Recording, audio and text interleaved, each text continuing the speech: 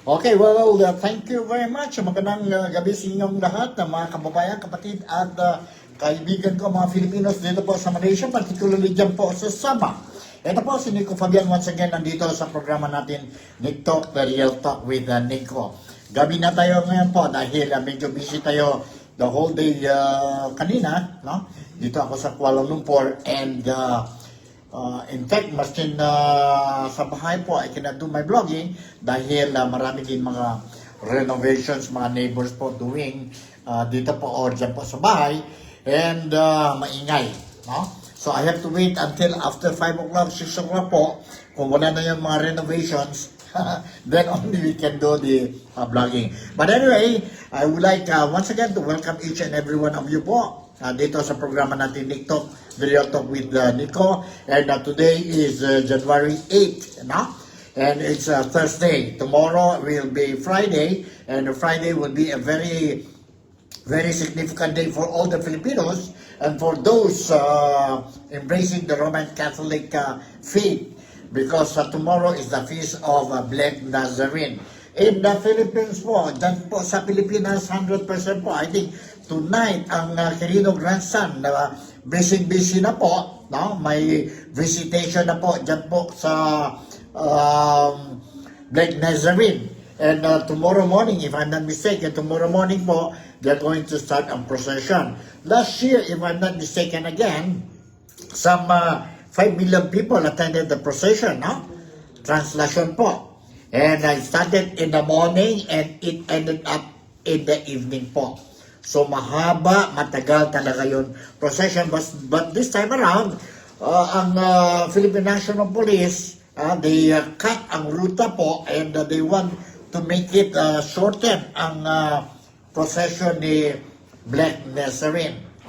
So ingat lang, I would like to advise ang mga Filipinos, especially those who got devotion to the Black Nazarene, no?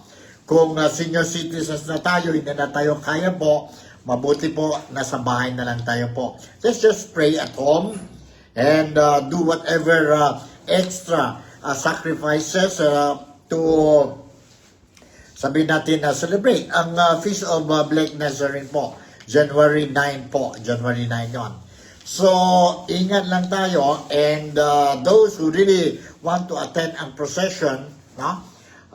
Translasyon ni Black Nazarene po, make sure that you bring, sabihin natin, mga tubig ninyo po. And may mga items banned by the Philippine National Police. Those who will be attending the procession po, kagaya mga nutsacks, caps, no? You are not supposed to use that.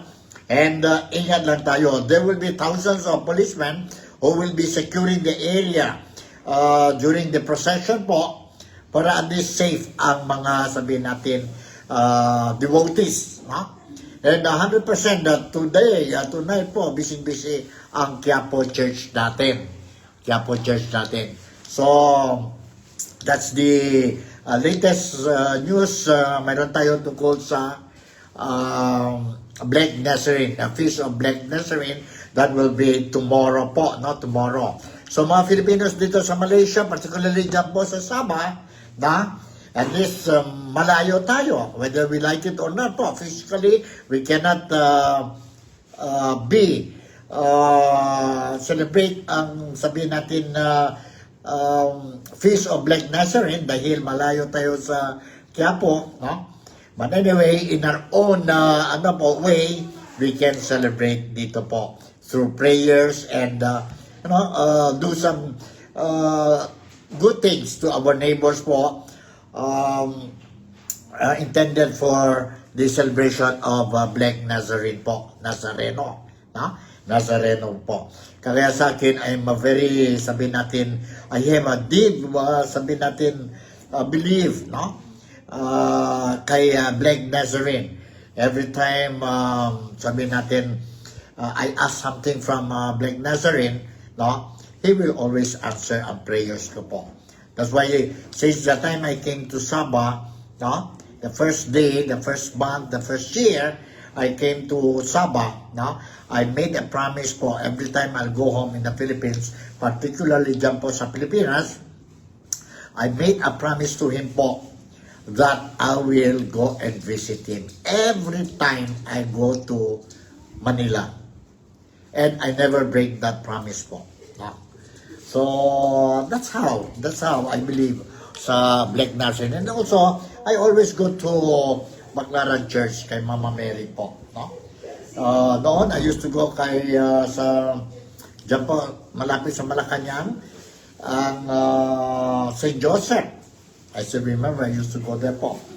But now, I stick to two churches na po, sa Quiapo Church and sa Baclaran po, no? Dahil siguro senior citizen na tayo. Anyway, alright. So, sige lang. Let's pray and let us celebrate ang Black Nazarene feast tomorrow po, no? Mga kaibigan, kababayan. Nandito ako po sa Kuala Lumpur. Wala ako sa Sabah, no? Because there are some people that are asking, Sir, nasaan ka ba, sir? Nasa Sabah, KK o sa Kuala Lumpur? Nandito ako sa Kuala Lumpur. And I'll be staying a little bit longer dito sa Kuala Lumpur po because mayroon tayong mga kunting personal things to do here. And I'll be doing some special reports maybe by next week po. No? I will be making special reports para sa mga viewers natin. So abangan ninyo po. This is something very, sabihin natin, educational, interesting po mga special report ko po. Nothing to do with politics. Nothing to do with politics. Yun mga hints ko po. Alright. Now, punta na tayo sa issue for today. Ang issue for today po, I want us to share with you. Ito po, one is mga Filipinos, kababayan, kapatid ko, and kaibigan ko dito po sa Malaysia, particularly dyan po sa Sabah, narinig ba ninyo, no? Especially mga overseas Filipino workers din po sa iba-ibang parte ng mundo. No? Narinig na ba ninyo na ang another bid of team ni Tatay Digong dyan po sa ICC, no? Hindi pumayag ang ICC po. Yon dagdagan ang expert, medical expert po, to examine him whether he is fit to undergo or to go for this investigation or trial po. No? Earlier, mayroon tatlo yata yon na medical experts, no? Who conducted ang examination kay Tatay Digong, and based on their findings po, depende na yan po. If the findings says that Tatay Digong is not fit to stand trial, mentally, physically, and or any other reasons po, medical, then he will not be trial. Diba? Yun po. So, naghingi ang team ni legal team ni Tatay Digong for additional experts, no? But it was not granted. It was not granted po. So, let's see po what is the result, because definitely ang ICC will be announcing it po. Will be announcing it. So, relax lang tayo, mga supporters dyan. Supporters dyan kay Tatay Digong, relax lang kayo po. Continue to pray. No? If you believe na talaga, ang former president natin, Tatay Digong, is innocent, no? Then God will grant. God will protect him po. But let's continue to pray and ask the intervention of our Almighty God. Yun lang po. And from the very beginning, from day one po, si Tatay Digong keep on saying, if this is my destiny, no? As what he said, to be a president of the Philippines is destiny po. No? And he keep on repeating also, if it is my destiny to spend the rest of my life behind bars dyan po sa ICC, then he will be proudly accept. He will proudly accept it po. No? Because what he did, he strongly believed that what he did ang war against drugs in the Philippines when he was the president. He strongly believed, and a lot of Filipinos believe, that he did it not for himself, but he did it for the Filipinos po. the Filipinos. He didn't gain anything. Personal gain about the war against drug po, Duterte, none. His family never benefited from the war against drugs. No? All what he did, he enforced that because he feared that the country will be coming to a stage wherein the drug problem is getting very serious po. Narco-politics. That's why he made it sure po that he hates drugs and those involved in illegal drug transactions will be penalized, will be punished. Unfortunately, it became bloody because these people involved in drug trade, they also have their firearms po. So it became bloody because of the shootouts. And some were saying it is extrajudicial killing. While many Filipinos are saying it is not. It is not. No? In fact, it was good for the Filipinos po, especially the poor. And that's exactly what happened. And worse thing po, our own president, our own government under the leadership of Ferdinand Bongbong Marcos, he himself consented surrendering a Filipino, a great leader, a former president of the Philippines po, he consented to surrender Tatay Digong to the International Criminal Court. And it is for this reason, hanggang ngayon po, si Tatay Digong is still under the custody of the ICC, International Criminal Court. So that's the bad news, but just accept it, no? Accept it po. That's the thing that I want to share with you today. And I will continue to monitor po. I will continue to monitor what is happening dyan po sa Pilipinas and dyan po sa Netherlands, The Hague, no? And the moment I have additional information, and I will make sure that you will be properly informed. Lahat ng mga followers natin dito sa Nick Talk, The Real Talk with Nico. Alright, change topic na tayo po. Change topic na tayo. How about the economy of the Philippines po? What is happening to the Philippines?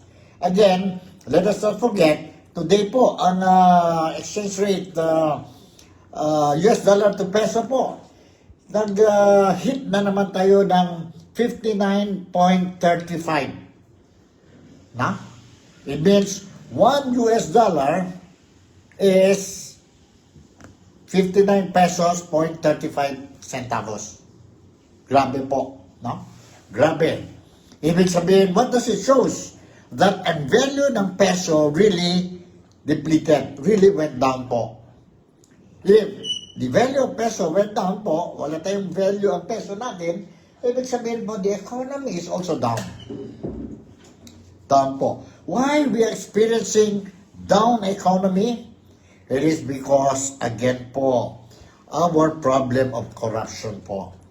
Although nag-sign ng presidente ang 2026 national budget, but still a lot of things na ang mga Filipinos, including the lawmakers, assemblymen, senators, congressmen, they are not happy with the 2026 national budget, which has been described by President Ferdinand Bongbong Marcos and his administration as people-centered budget. Why? Because many Filipinos are not happy with the national budget because nandun pa po ang mga insertions, mga amendments po. Because you can still see is amount of money intended for unprogrammed projects. Kaya this afternoon or today po, some lawmakers like Congressman Laila de Lima, Congressman Erice, no? They filed a petition sa Supreme Court po asking the Supreme Court to declare these unprogrammed funds or project as unconstitutional. Let's see po what will be the findings or result or answer coming from the Supreme Court. Mahirap talaga po, no? Mahirap talaga. But anyway, that is the latest updates mayroon tayo tungkol sa, sabihin natin, sa issue ng budget 2026 national budget sa Pilipinas. Alright? Okay. So, let me share with you or read a portion of this news article. Mayroon tayo po, no? A news article about the national budget. And, ano ito? Let me read you a portion na po, no? Few paragraphs lang po regarding itong budget. And, nandito po, please listen. House of Representatives, lawmakers Laila De Lima and Edgar Erice on Thursday filed before the Supreme Court a petition seeking to declare as unconstitutional the unprogrammed appropriations in the 2026 national budget. Laila De Lima and Congressman Edgar Erice, today po, they filed a petition asking, hindi sila sa Supreme Court po, to declare itong unprogrammed appropriations dyan po sa 2026 national budget po as unconstitutional. Caloocan Representative Erice earlier noted that over 100 billion pesos worth of unprogrammed appropriations remain lodged in 2026 national budget even after President Ferdinand Bongbong Marcos Jr. vetoed some 92 billion pesos of it. The petition cites supposed violations of the Constitution, with De Lima also saying the presence of the unprogrammed funds also allegedly reduced Congress powers in authorizing spending. So yan po ang sabihin natin news na mayroon tayo. I don't know kung mayroon ba, supported ba ito with video clips, no? Video clips, parang wala yata tayong video clips regarding itong ano. But anyway, that's the latest that we have, no? That's the latest that we have when we talk about ang petition sa Supreme Council po. Petition sa Supreme Council about the national budget or unprogrammed and program. Alright? Sandali. We will see kung mayroon ba tayo dito video clips. Parang wala yata, no? I'm sorry po, no? Wala yata yung video clips dito that I want to share with you. But anyway, it's okay. Kung wala tayong magawa. So, okay. Alright. The next news article that I want to share with you po, ito po, regarding okay, let me share with you first itong few paragraphs po dito sa news ni Tatay Digong, no? Pre-trial judges of the International Criminal Court, ICC, have denied former President Rodrigo Roa Duterte's request for an additional expert report acquiring or arguing it is no longer necessary as a periodic review of his detention will soon be submitted. In a 5-page resolution dated January 7, the pre-trial, the Chamber 1, said the medical examination of 3 court-appointed experts already provides an independent assessment of Duterte's condition, determining whether or not he is fit to take part in the pre-trial proceedings. Yan po, di ba? I already touched about this thing earlier. So, confirm po, ha? This is not fake news. This is not fake news. Alright, another story that I want to share with you po, ha? That I want to share with you po is tungkol itong, ito naman, mga promesa ng gobyerno, no? Mga promesa ng gobyerno. And let me read you another article po. No? And this time around is about Ombudsman Remulla. Remulla. Nandito po. Ombudsman Jesus Crispin Remulla on Thursday challenged Batangas 1st District Representative Leandro Leviste to appear before his office after the congressman claimed an ombudsman field investigation team showed no interest in the Cabral files he presented. And last December, Assistant Ombudsman Maiko Clavano said the Office of the Ombudsman approached the visitors regarding the files before the death of former Public Works Undersecretary Catalina Cabral, Leviste's supposed source of the document. But the congressman did not provide full copies when requested. Leviste denied the claim and said the ombudsman should compare his copy with those obtained separately by multiple sources. This is the issue po. This is the issue in the Philippines. There is this congressman, Leviste, he managed to get that copy. Cabral files documents po given to him when Cabral was still alive. And when he started putting out details of the documents po, the government and some government agencies po are not happy. Instead of really investigating the content of the document, they started questioning po how he managed to get that document. To the extent, there are some issues claiming that he forcibly got the documents from the Office of the Department of Public Works and Highways. Many Filipinos believe, it's not that important on how you got the document. The importance is that you have to look sa document po, the content of the document, which shows who are the people involved, how much money involved, who are the people involved in that corrupt, greedy, unhealthy activities carried out by allegedly senators, congressmen, government top officials, including the business sector. Yan ang importante po. But because the name are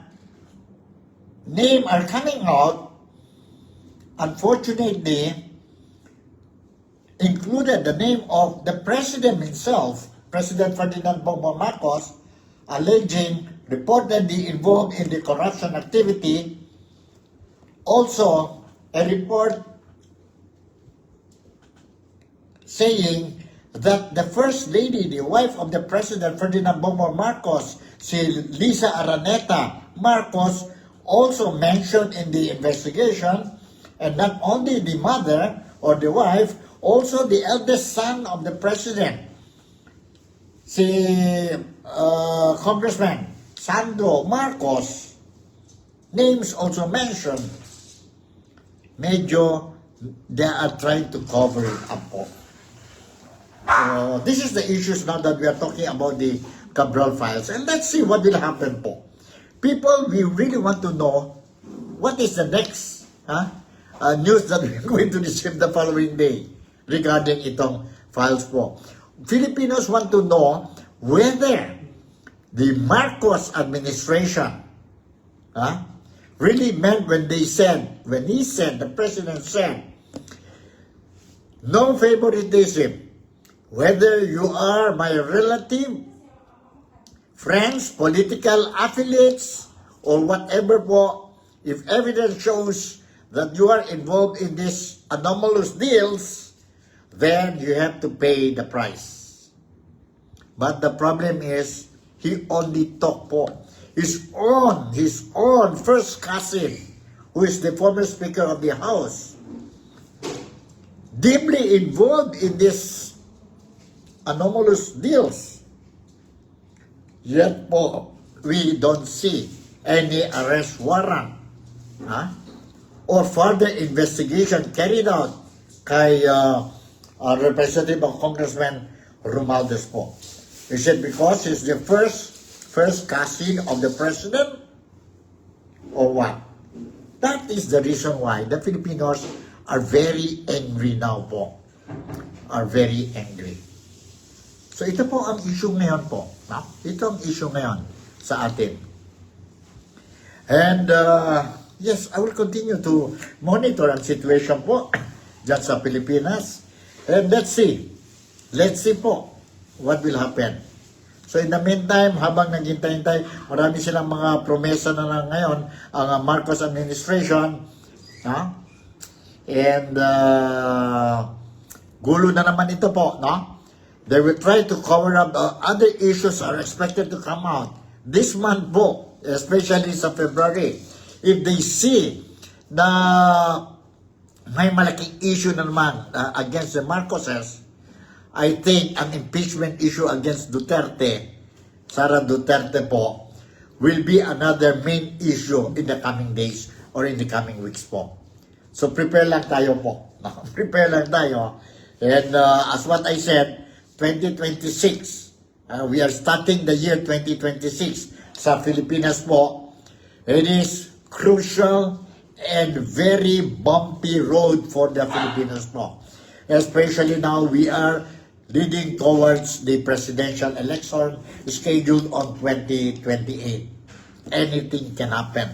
Look at the trust rating, performance rating of our president. It's already negative. Yet po, the president is still there. Yes, now he's left with less than 3 years. What can you do in less than 2 years po? Or in less than 3 years? Your remaining years as president. If only your trust rating and performance rating is high, maybe I believe na pwede pa po. But how the situation in the Philippines now po, economy drop, life, cost of living in the Philippines is very expensive. Corruption is worse. Reputation of the Filipinos, image tarnished. The image of the Philippines tarnished because of incompetent, I'm sorry to say this, incompetent, lack of leadership, ang presidente natin po. I'm really sorry to say this. But, as we always say, mga Filipinos, it's never too late to change. Sana lang po, maski mayroon na siyang limited time frame, sana lang po, there will be concrete changes that he will make within this remaining 2 years plus. Like, what kind of changes? He will show to the public na really, whether you are my cousin, you are my relative, your affiliate, your business partner, if evidence shows that you are involved in the corruption, then put him in jail. I think that is one. I think if he will show to the public that Martin Romualdez, being his first cousin, will be put behind bars, I think that will help change the